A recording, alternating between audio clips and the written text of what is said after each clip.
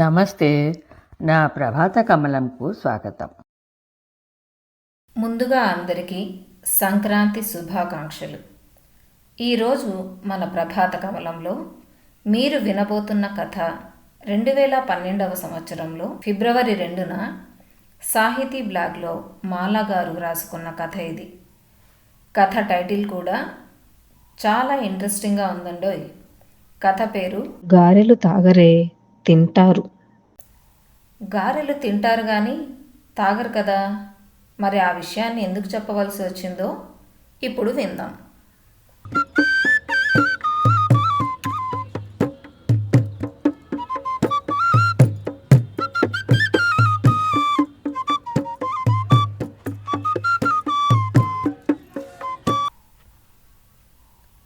అనగనగా ఒకానొక ఊరిలో ఒక అమ్మ, ఒక నాన్న.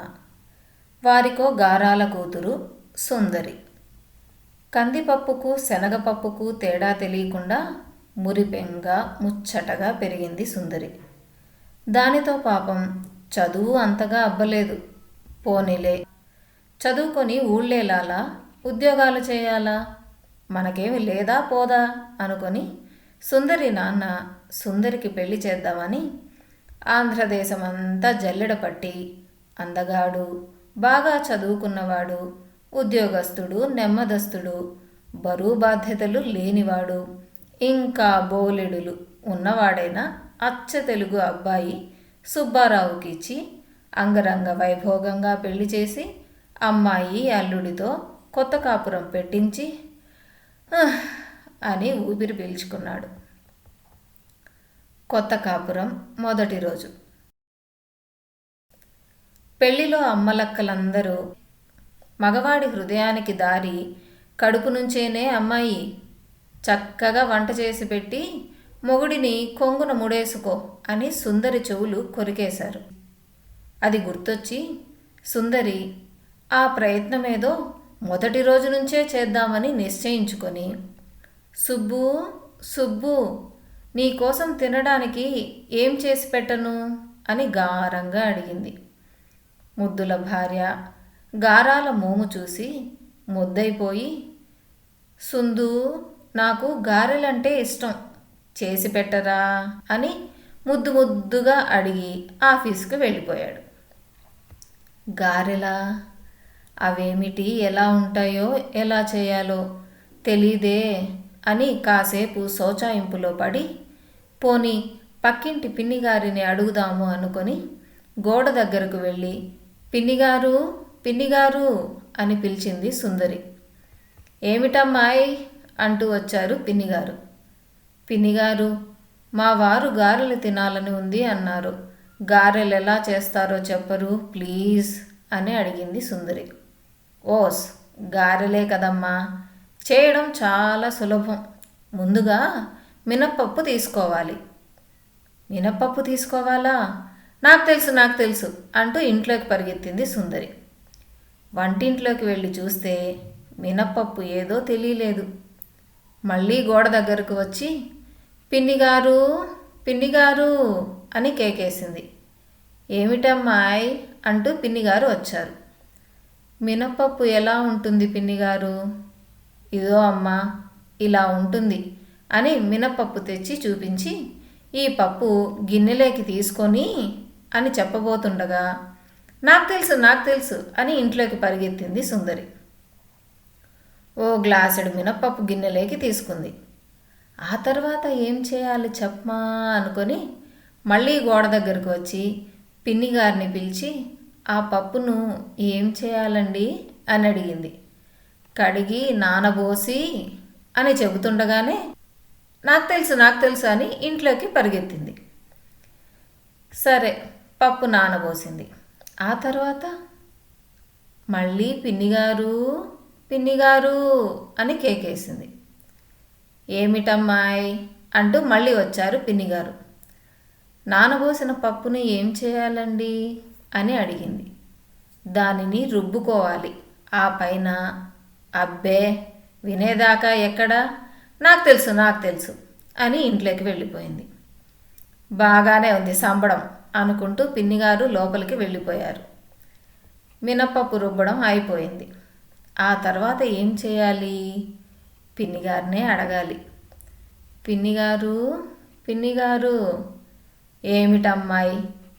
పప్పు రుబ్బేశానండి. ఇప్పుడు ఏం చేయాలి? గ్లాసులో వేసుకొని నీళ్లు కలుపుకొని శుభ్రంగా తాగేయాలి. విసిగిపోయిన పిన్నిగారి జవాబు. ఓ సింతేనా, నాకు తెలుసు. సుబ్బారావు గారెలు తిందామని లొట్టలేసుకుంటూ వచ్చాడు.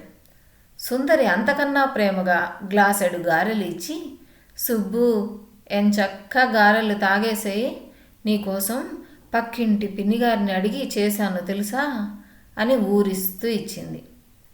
గారెలు తాగడమేమిటే సుందు అంటూ బిత్తరపోయాడు సుబ్బు. పక్కింటి పిన్నిగారు ఇలాగే చెప్పారు. నీకేమీ తెలీదు, తొందరగా తాగే, సినిమా టైం అయిపోతుంది అని తొందర చేసింది సుందు. గారెలు తాగరే, తింటారు, ఏడుపు మొహం పెట్టాడు సుబ్బు. ఇందులో నీతి ఏంటంటే అతి తెలివి అనర్థదాయకం. నేను ఒక సామెతను కూడా సృష్టించాను. తోచి తోచనమ్మ ఇలాంటి తొక్క కథలే చెప్పును అని. సరేనా? కథ బాగుంది కదా? మీరందరూ ఈ కథను ఎంజాయ్ చేసింటారని మీ కామెంట్సే చెబుతాయి అనుకుంటున్నాను. మరోసారి సంక్రాంతి శుభాకాంక్షలతో సెలవు. నా కథను నీ గళంతో, చిత్రాలతో చాలా బాగా ప్రజెంట్ చేశావు. థ్యాంక్ యూ సుమా. మిత్రులు, చిన్నప్పుడు మా అమ్మమ్మ చెప్పిన కథ నాకు ఇంతవరకే గుర్తుంది. మిగతా కథ ఎవరికైనా తెలిస్తే కామెంట్లలో చెప్పండి. అన్నట్లు తోచి తోచనమ్మ ఇలాంటి తొక్క కథలే చెప్పును అనే సామెత నేనే పుట్టించానండోయ్. పదాలే కాదు, సామెతలు కూడా ఎవరు పుట్టించకపోతే కొత్త కొత్త సామెతలు ఎట్లా వస్తాయి? బాగుంది కదా? ఇకపోతే మినుము తింటే ఇనుములా అవుతారట. అందుకని సంక్రాంతికి మీరందరూ కొత్త మినపప్పు గారెలు తిని అందరూ కూడా ఆరోగ్యలక్ష్మి, ధాన్యలక్ష్మి, సంపదలక్ష్మిల కటాక్షం పొందాలని కోరుకుంటూ సంక్రాంతి శుభాకాంక్షలు. కథ విన్న మిత్రులకు ధన్యవాదాలు. వచ్చే వారం మరో కథతోనూ కబుర్తోనూ కలుసుకుందాం. అందాక సెలవు మరి. నమస్తే, మీ మాల.